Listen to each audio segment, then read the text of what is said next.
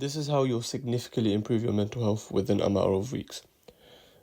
I believe mental health is a very important part of life. It's one of the pillars of masculinity, and without it, you will not achieve anything you want to achieve. And if your mind is constantly bothering you, you won't be able to live a proper life. You won't be able to live a good life, and you certainly won't enjoy your life. If you take the advice I'm giving you in this video, I guarantee within 3 weeks, you'll have a complete different outlook on life. Your perception of this world will completely change, as it has done for me. This journey of increasing my mental health has not only changed my life, it has affected the people around me. If I'm positive and vibrant, the people around me will feel a lot better. This will not only change you, it will change your relationships you have with people. I'll go over 3 points in this video, and I'll give you 2 actionable steps per point to significantly reduce the symptoms of these issues you have. The first one's anxiety, and anxiety, as I've written down, is the feeling of being in a constant state of insecurity and danger. That feeling you get that something bad is going to happen within the next few seconds. That feeling when your heart is racing, you have that weird feeling in your stomach, and trust me, I've had that a lot. When I was younger, I had severe anxiety and it restricted my life a lot. I couldn't go out, I couldn't speak to people. And anxiety comes in different variations. For example, some people have social anxiety where they constantly feel someone's laughing at them or everyone's judging them. Or they could have anxiety from trauma, as I've written down. Anxiety can be caused by trauma. If you've had a very bad childhood, if you've been abused as a kid, or you've been put in a situation where your life was in danger, those memories may subconsciously play on your mind, and that might cause your heart rate and all the anxiety symptoms to come about. A lot of the time, people can't pinpoint what they're even anxious about. They just have those anxiety symptoms. And this has very bad impacts in your life. For example, your testosterone, it plummets because of your cortisol levels rise, and cortisol is a stress hormone. And as cortisol rises, your testosterone goes down. One thing I found quite interesting is that irregular breathing patterns will cause anxiety to increase. And I found that humans, or modern day humans to be exact, they don't breathe the way humans should. Humans should take less frequent breaths but deeper breaths. But we have a lot of shallow breath takers nowadays, and people who just breathe in, breathe out within seconds. To be honest, I am guilty of that myself. I do catch myself breathing in and breathing out very fast. The 2 actionable steps I've written down for anxiety are mindfulness meditation, number 1.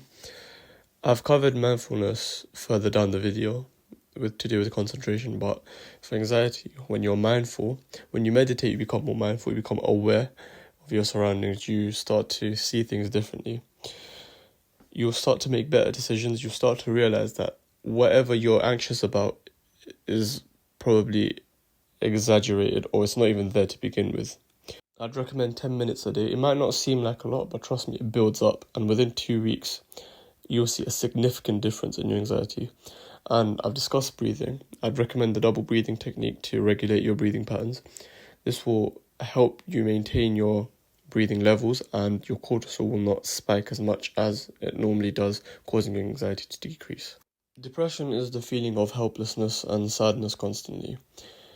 People who are depressed feel like there's no point of living, and a lot of them, they don't have a purpose in life. Again, this can be caused by trauma and imbalance of hormones.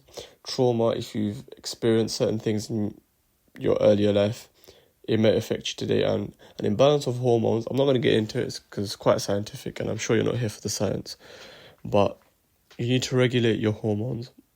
The 2 actionable steps I recommend for depression are gratitude journaling for number 1. With gratitude journaling, it's a manual reminder of all the blessings you have in your life. The way I do it is take a piece of paper and write 3 things you're grateful for every day. For example, one day you could write, I am grateful for having a bed. This will make you realize that you are blessed to have a bed, and that there are people who are less fortunate who don't have anything to sleep on. The thing with writing it down, if it's in your head, you might not process it as good as if it's right in front of you, and if you look at it, you can process it better. It's the same reason a lot of self-improvement YouTubers recommend journaling, because if you write your thoughts down, it's easier to process.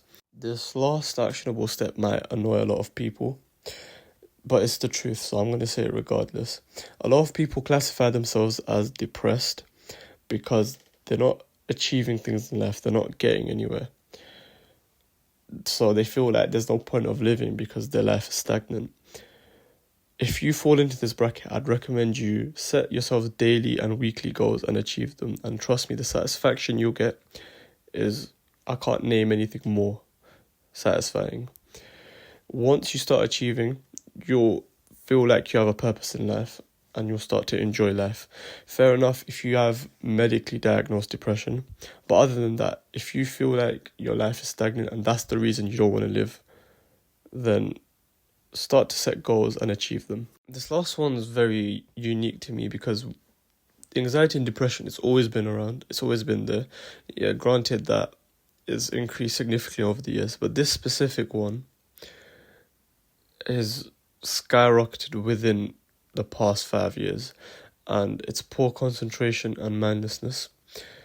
Have you heard that meme online where you're reading a book and you read a whole page and then you realize you have to start over again because you didn't remember anything? That's where poor concentration will get you. You can blame short form content and fried dopamine receptors for this. If you look back 500 years, people back then didn't have internet, they didn't have Wi-Fi. What entertainment system did they have that was available to them all the time? It was books, literature, stories. The thing with stories is that you focus on one thing for a very long time, whereas nowadays TikTok, specific thing being the book. as soon as you scroll, your mind switches from one topic to another and it keeps on going. Eventually you get desensitized and you no longer find fun in the simple things. This is why you have poor concentration and you can't read a book without wandering off somewhere in your mind. The 2 actionable steps I'd recommend is significantly reduce your TikTok. The thing with Instagram is that it's used as a networking platform. It's like a virtual business card. Fine, just don't use Reels. TikTok is mostly used for content consumption. If you're not using it for business purposes, I recommend just delete it altogether. There's no benefit from it. Also, concentration, I believe, is a skill, and with skills, you develop them. Read a book every day, a self-improvement book. 1, it will improve your life because it's a self-improvement book. And 2, you'll develop the skill of focusing, and that skill will get you far in life. Quick side note, if you want my exact protocol that skyrocketed my test, as you can see my transformation below, click the first link in the description.